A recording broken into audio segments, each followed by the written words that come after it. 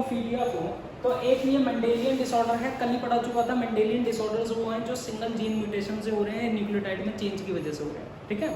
तो ये एक मेंडेलियन डिसऑर्डर है। दूसरा सेक्स लिंक्ड रिसेसिव डिसऑर्डर है। मैंने आपको ये समझाया था कि मेंडेलियन डिसऑर्डर्स 4 तरीके के हो सकते हैं, ऑटोसोमल डोमिनेंट एंड रिसेसिव या फिर सेक्स लिंक्ड डोमिनेंट और रिसेसिव। तो ये कैसा है, सेक्स लिंक्ड रिसेसिव डिसऑर्डर है। तो इसकी कैरेक्टरिस्टिक्स क्या होंगी बच्चों, एक तो ये स्किप करेगा जनरेशन को, दूसरी इसकी कैरेक्टरिस्टिक होगी फादर टू डॉटर एंड सन, वो मदर टू सन, ठीक है। ये चीज आपने देखनी है।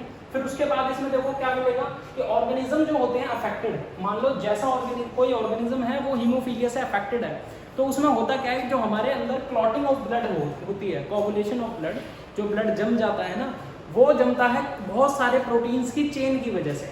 बहुत सारे प्रोटीन्स आपस में इंटरेक्ट करते हैं और लास्ट में वो करते क्या है, वो लास्ट में फाइब्रिनोजिन को क्या करते हैं, फाइब्रिनोजिन एक प्रोटीन है जो हमारे प्लाज्मा में पाया जाता है ब्लड के, उसको कन्वर्ट करते हैं फाइब्रिन में, ठीक है। और ये फाइब्रिन का नेटवर्क जो होता है ये कोगुलेशन ऑफ ब्लड कराता है, ठीक है, यानी क्लॉटिंग ऑफ ब्लड कराता है।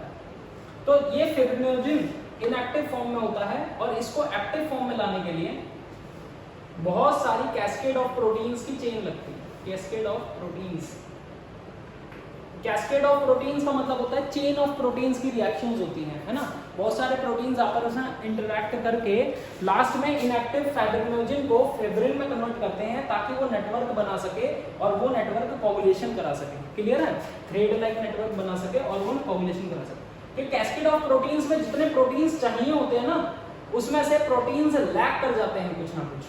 बहुत सारे प्रोटीन्स या फिर एक प्रोटीन कोई लैक कर गया जिसकी वजह से क्या होता है, क्लॉटिंग ऑफ ब्लड नहीं हो पाती, ठीक है। Organism affected with haemophilia have lack of protein that is responsible for clotting of the blood. ये बात समझ में आई, क्लॉटिंग ऑफ ब्लड के लिए जो जो प्रोटीन्स रिस्पांसिबल हैं उनमें से कोई प्रोटीन्स लैक कर जाएगा जिसकी वजह से क्लॉटिंग ऑफ ब्लड भी नहीं हो पाएगी। ऐसे ऑर्गेनिजम्स में अक्सर होता क्या है, एक छोटी सी इंजरी बहुत ज़्यादा ब्लड लॉस करा देती है और बहुत ज़्यादा ब्लड लॉस कराने की वजह से उनको एनीमिया हो जाता है या फिर उनके ब्लड लॉस होने की वजह से एकदम डेथ हो जाती है, ठीक है। फिर दूसरी चीज़ हम कहते हैं इसकी कैरियर जो है अभी तक क्वीन विक्टोरिया पाई गई है, जो वो कैरियर है डिजीज की। पेडिग्री एनालिसिस जब इसका किया गया तो क्वीन विक्टोरिया पाई गई, वो कैरियर है। अगर मैं हेट्रोजाइगस फीमेल की बात करूं तो heterozygous female always will be the carrier for the disease. क्यों भाई, देखो अगर मैं नॉर्मल लेता हूँ, क्रोमोसोम है और एक दूसरा एक्स क्रोमोसोम है, अगर एक्स क्रोमोसोम हीमोफिलिक है तो वो ऐसे दिखाई देगा। अगर पूरा इंडिविजुअल यानी फीमेल अगर होमोजाइगस है और वो हीमोफिलिक है तो वो ऐसे दिखाई देगी। देखो जरा, अगर ऐसे होगी तो वो क्या बन गई, कैरियर बन गई, और ऐसे होगी तो वो क्या बन गई, अफेक्टेड बन गई। और ऐसे अगर मेल होगा तो वो कैसा हो जाएगा, अफेक्टेड हो जाएगा। तो ये चीज है, ये बात समझ में आई। तो heterozygous female always will be the carrier. चले आगे, चलो हीमोफीलिया कंप्लीट होगा।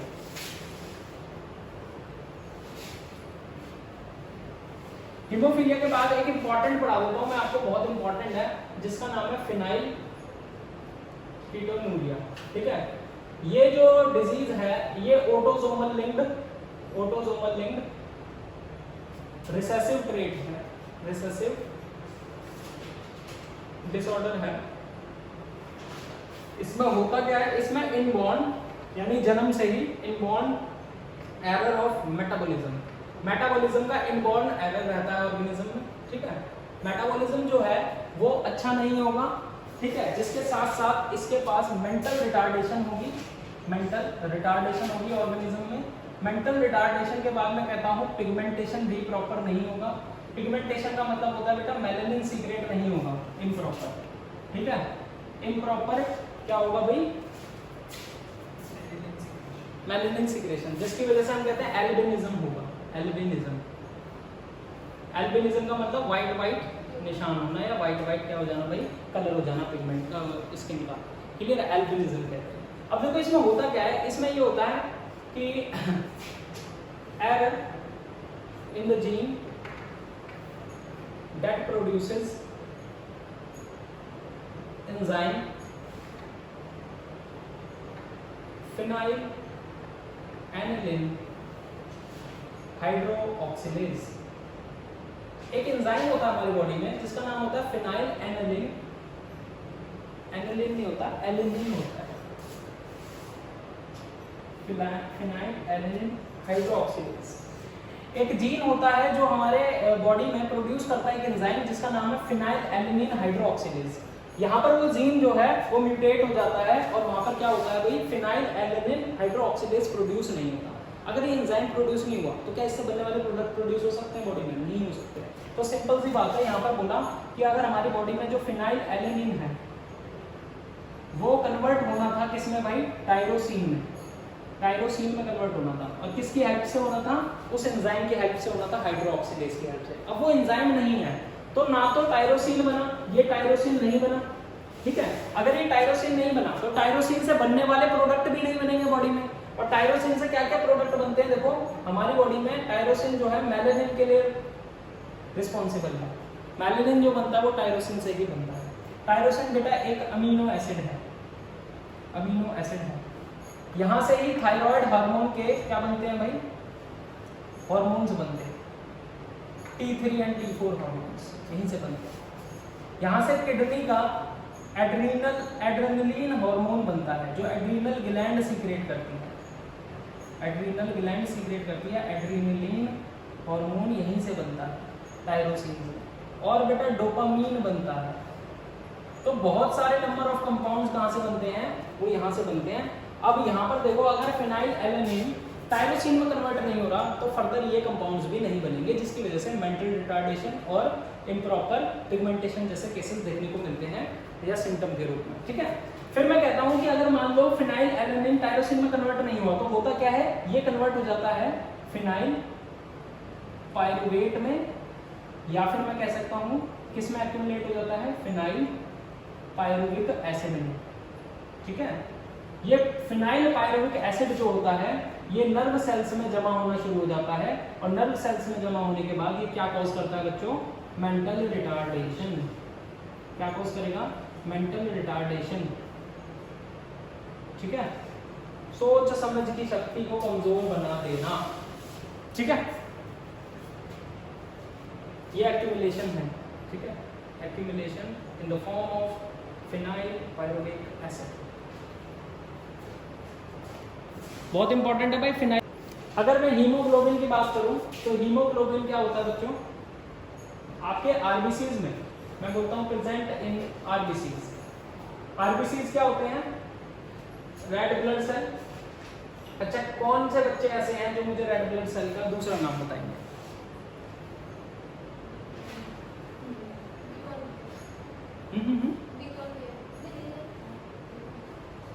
दूसरा नाम पूछा है मैंने, कैरेक्टर नहीं पूछा। हाँ हाँ बोलो बोलो, सही बोलो। राइथ्रोसाइट्स, ठीक है। राइथ्रोसाइट्स बोलते हैं हम रेड ब्लड सेल को। अच्छा, हीमोग्लोबिन जो है वो पाया जाता है कहाँ पर? रेड ब्लड सेल में। दूसरा, इसको हम HB से रिप्रेजेंट करते हैं, ये दूसरी बात। तीसरी बात आपने ब्लड में 11th क्लास में पढ़ी हुई है कि ये कम से कम कितना होना चाहिए भाई? 9 से लेके 12 ग्राम पर 100 ml इसका क्या होना चाहिए भाई? मेजरमेंट होना चाहिए, ठीक है। फिर दूसरी चीज ये है कि हीमोग्लोबिन जो होता है वो रेड कलर का पिगमेंट होता है, रेड कलर का पिगमेंट होता है और ये आयरन कंटेनिंग होता है, आयरन कंटेनिंग, ठीक है। यानी कि इसमें आयरन का क्या होता है भाई? एलिमेंट होता है प्रेजेंट, क्लियर। तो अगर मैं कहता हूँ इसमें एक आयरन का एलिमेंट कुछ इस तरीके से है, यहाँ पर एक हीम ग्रुप होता है, यहाँ पर एक हीम ग्रुप होता है, यहाँ एक हीम ग्रुप होता है, यहाँ एक हीम ग्रुप होता है। ये जो हीम ग्रुप्स है ना, इनके अंदर आयरन होता है और वो रिंग्स से अटैच होते हैं। जैसे मान लो मैं Fe ऐसे बना लूं और ऐसे करके रिंग्स बना लूं, इसके आसपास ऐसे रिंग्स होती हैं, ऑर्गेनिक कंपाउंड बन जाता है ये। तो ऐसे करके ये एक रिंग स्ट्रक्चर बनाता है। फिलहाल इतना ध्यान रखो इजीनेस के लिए कि आप हीम के मॉलिक्यूल्स को ऐसे पढ़ लिया मैंने, हीम के मॉलिक्यूल्स ऐसे अटैच हैं जिनके अंदर क्या है भाई? आयरन है, ठीक है, आयरन है। और इसके आसपास क्या है भाई? प्रोटीन्स की चेन है। ये क्या है? प्रोटीन्स की चेन है, प्रोटीन्स की चेन है जो आपस में कनेक्टेड है। ये बात समझ में आई बच्चों?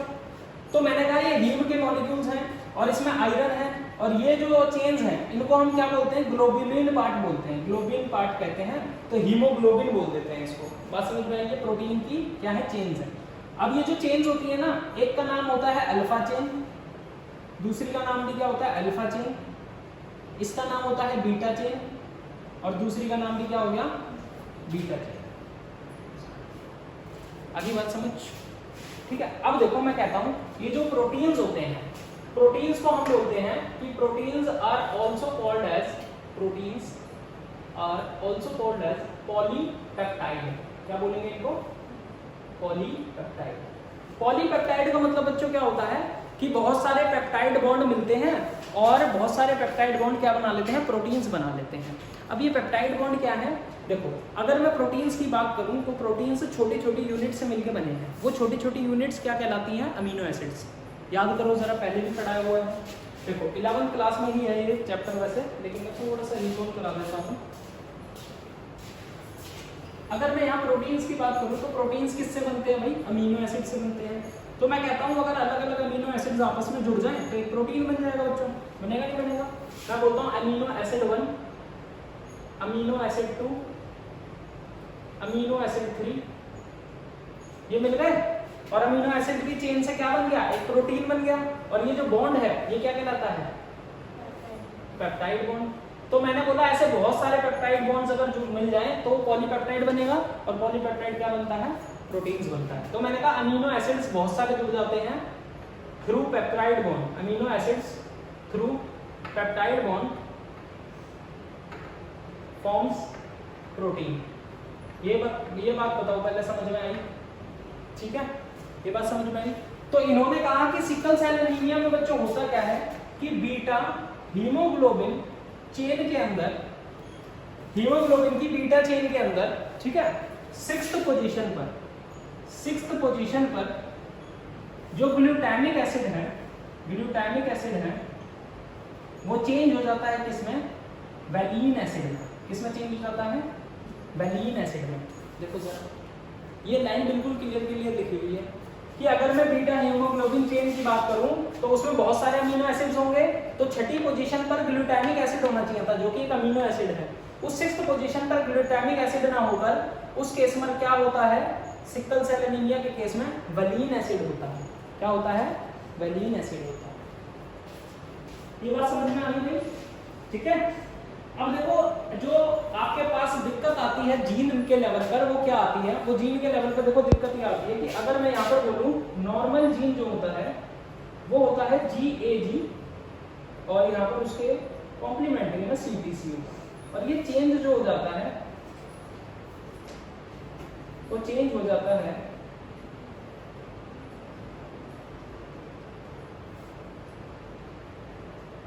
चेंज जो हुआ है वो चेंज हो जाता है GUG, ठीक है। कुछ इस तरीके से।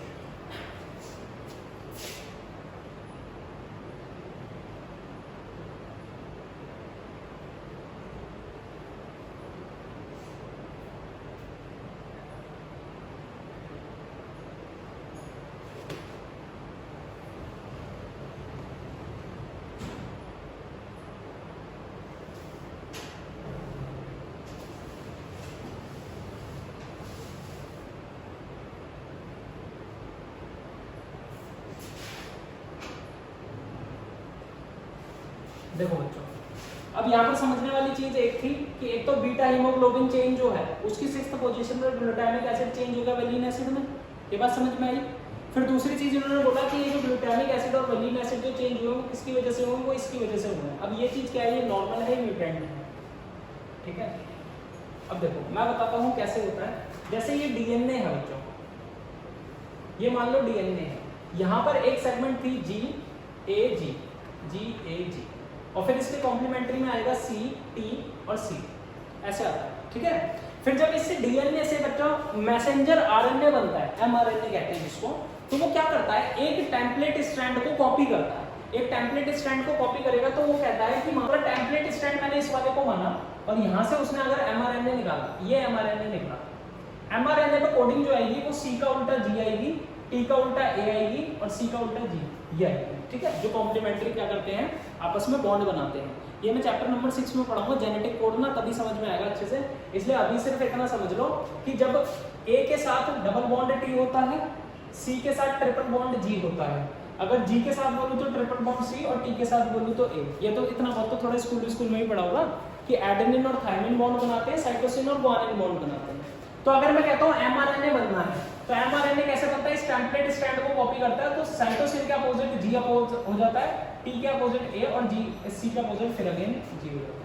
तो देखो अगर यहाँ पर एमआरएनए पर ये सीक्वेंस कॉपी होती है तो एमआरएनए फर्दर क्या बनाता है बच्चों, प्रोटीन बनाता है। ये बात मैंने आपको पहले बताई थी कि डीएनए से क्या बनता है एमआरएनए और एमआरएनए से क्या बनता है प्रोटीन, है ना। तो ये यहाँ पर एक अमीनो एसिड बनाता है जिस अमीनो एसिड का नाम है ग्लूटामिक एसिड। ये बात समझ में आई, इसने बनाया ग्लूटामिक एसिड।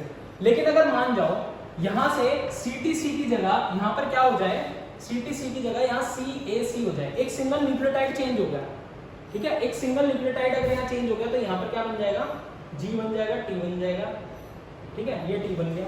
अब देखो यहाँ पर A हो गया तो इसका मतलब यहाँ पर क्या हो जाएगा, U हो जाएगा, क्योंकि आरएनए में तो यूरेसिल होता है थाइमिन की जगह, तो एडेनिन का उल्टा थाइमिन होता है और थाइमिन की जगह यूरेसिल लगेगा, आरएनए है, आरएनए में थाइमिन की जगह यूरेसिल होता है। अब ये देखो GAG बनना था और बन क्या गया, GUG बन गया। तो इसका मतलब GAG कोड करता था ग्लूटामिक एसिड के लिए, अब वो कोड करेगा किसके लिए बच्चों, वैलिन एसिड के लिए। इसका मतलब एक सिंगल न्यूक्लियोटाइड में चेंज आया जिसकी वजह से वो अमीनो एसिड की क्या होगी, प्रिपरेशन ही चेंज हो गई। ये बात समझ में आई। तो ये सारी बातें आपकी बुक में लिखी हुई है बिल्कुल क्लियरली, बस समझने वाली चीज है कि समझ में आना चाहिए आपको। समझ में आया। बीटा हीमोग्लोबिन चेन में हमने 6th पोजीशन पे ग्लूटामिक एसिड की रिप्लेसमेंट वैलिन एसिड से देखी, तो वो हीमोग्लोबिन क्या बन गया भाई, हमारे पास सिकल सेल वाला बन गया, ठीक है, सिकल सेल आती है।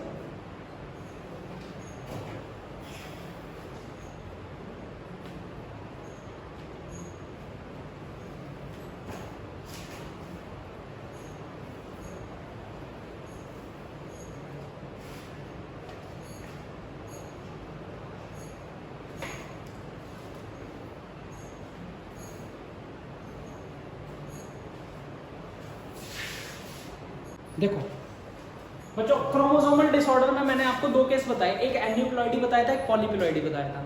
एन्यूप्लॉइडी का मतलब या तो एक क्रोमोसोम ऐड हो जाए या एक क्रोमोसोम डिलीट हो जाए, ठीक है। अब उस एक क्रोमोसोम पे बहुत सारे जीन्स भी हो सकते हैं और उस एक क्रोमोसोम पे बहुत कम जीन भी हो सकते हैं, तो उससे हमें कोई मतलब नहीं है, क्योंकि हम जीन की म्यूटेशन और जीन की डिलीशन तो पढ़ नहीं रहे, हम तो पूरे क्रोमोसोम की पढ़ रहे हैं। तो क्रोमोसोम अगर पूरा डिलीट हो जाए या ऐड हो जाए तो उसे एन्यूप्लॉइडी कहते हैं। और एन्यूप्लॉइडी में भी 2 केसेस बन गए, अगर डिलीट हो गया तो मोनोसोमी और ऐड हो गया तो ट्राइसोमी। क्लियर है।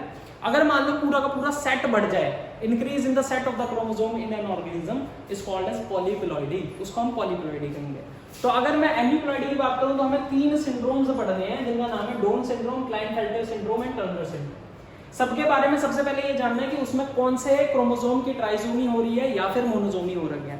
तो दोनों केस शुरू के मैंने ट्राइसोमी के लिखवाए हैं, एक मोनोसोमी का लिखवाया है।